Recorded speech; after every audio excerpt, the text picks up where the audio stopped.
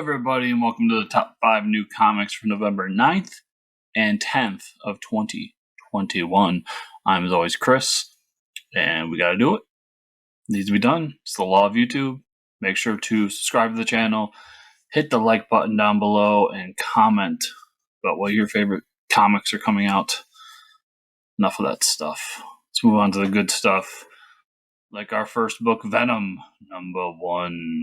This is written by Ewing Ram V with art by Art-Bryan Hitch. So we're going to have another one later in the month, but this is a flip-flop between two great creators coming off of two iconic runs. Coming off of Donny Cates, Ryan Stegman's run on Venom. Wasn't a huge Venom fan prior to this, not going to lie to you all. But I adored their run. And Extreme Carnage is fun too. I'll support Philip Kennedy Johnson until I die. And interested to see what Al Ewing has coming off of Immortal Hulk. I was really into Immortal Hulk. That was a great run. Ram V's a guy who I'm hit or miss with, but is definitely a guy who has a lot of talent and is a great writer. Just some of the stuff he writes isn't for me. And then we got Art-Bryan Hitch doing the art. This is going to be awesome. We got Dylan Brock taking over the mantle of Venom while Eddie is being a symbiote god. Doing stuff cross space, being cool, being awesome. I think it's going to be a great run. I think we've got some amazing talent here to take over this, and I'm interested to see how it stacks up. Honestly, it's always cool when a important run, a big run on comics ends and we get a new creative team, and when it's one this good, we got to pay attention. I think it's going to be awesome. After that, we've got Batman, the Imposter, #2. This is written by Art-Mattson Tomlin with art by Art-Andrea Sorrentino. So I recommended the first one based solely on Art-Andrea Sorrentino's art, and I was really looking for something Batman-centric that I could really dig my teeth into, because it's been a minute since I've read anything truly Batman-centric that pulled me in. Batman Reptilian's really good, but it was missing a little something. And Batman the Imposter gave it to me. I adored that first issue.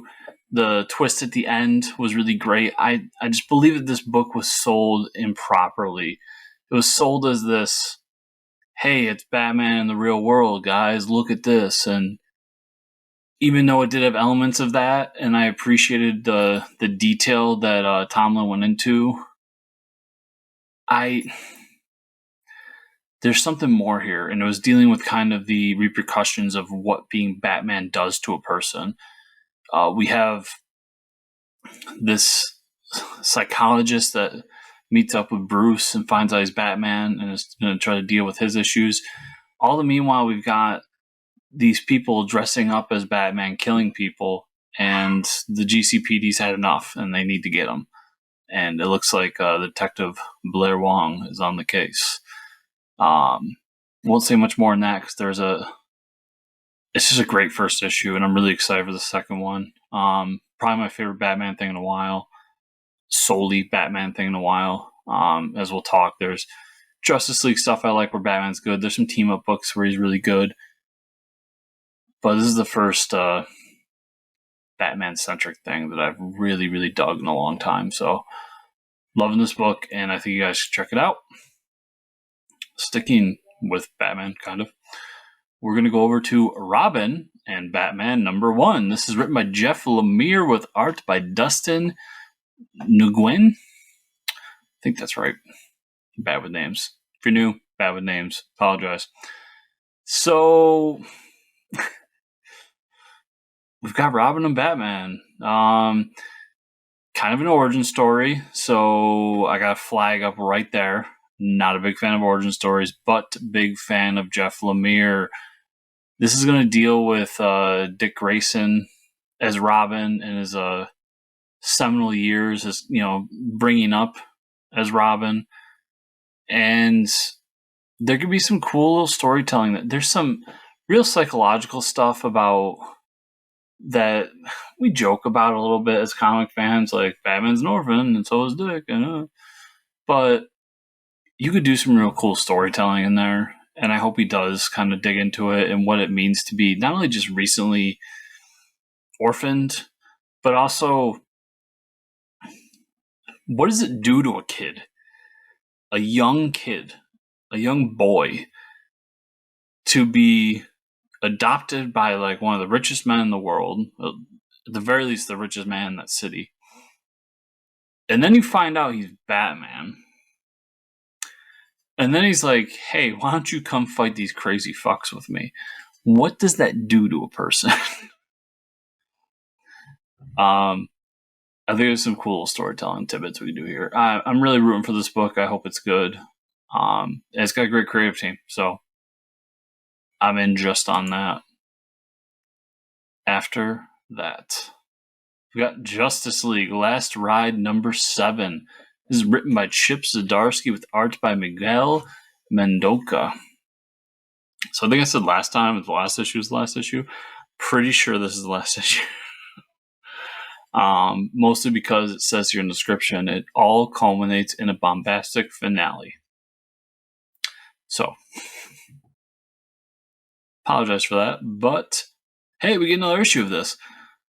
The twist in the last issue, if you didn't read it, I don't want to throw too much away, but the twist in the last issue that, somebody's still alive and they were kind of playing the Justice League the whole time,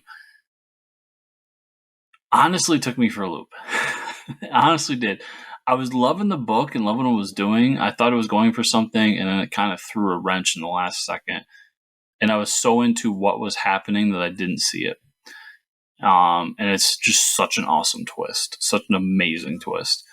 And Justice League Last Ride, if you can get all the issues, go pick it up. I've mentioned a few guys here who I support to the end of the days. Philip Kennedy Johnson, who doesn't have a book out this week, but Art-Andrea Sorrentino, Jeff Lemire, possibly my favorite writer currently in comics, outside of Ed Brubaker, but that's a cheat, is Chip Zdarsky. So if he has a book coming out, I'm probably reading it, and I'm just digging this one. So I really hope everybody goes checks out the finale. Hopefully you read the rest of the series first, but Last Ride's been awesome. Really good stuff. And we will end with Mazebook number 3. This is written and drawn by Jeff Lemire. Really dug the first 2 issues of Mazebook. I still kind of stand by my one criticism that I wish this was a trade. And I'm actually planning on rereading it all in one sitting when it's all done, because I think it just fits. From what I've read so far, I've only read 2 issues. I think it's a 4-issue series. It just seems to flow better is one big thing. But a lot of Jeff's stuff does, especially the stuff he draws. I know Sweet Tooth, what came out issue by issue, and that's its own beast. But a lot of the stuff he did outside of that, like Underdweller and a few other things, just fit better as a trade. That aside, amazing book. It's a book that'll break your heart. It's a book that's going to bring up feelings you didn't know you had. It's just an awesome book. I don't want to spoil too much about it. So that's everything. That's all of it. 5 awesome books. So everybody, make sure to go check out the podcast, Fortress Comic News. We do interviews every week. Those are also on the YouTube if you're presumably watching this on YouTube. So you can check those out. And we do the audio version through Apple Podcasts, Spotify, all that stuff. So check out that show as well. I'm really proud of what we built there. And keep on keeping on, I guess. Thank you so much for watching, and I'll see you all here next week.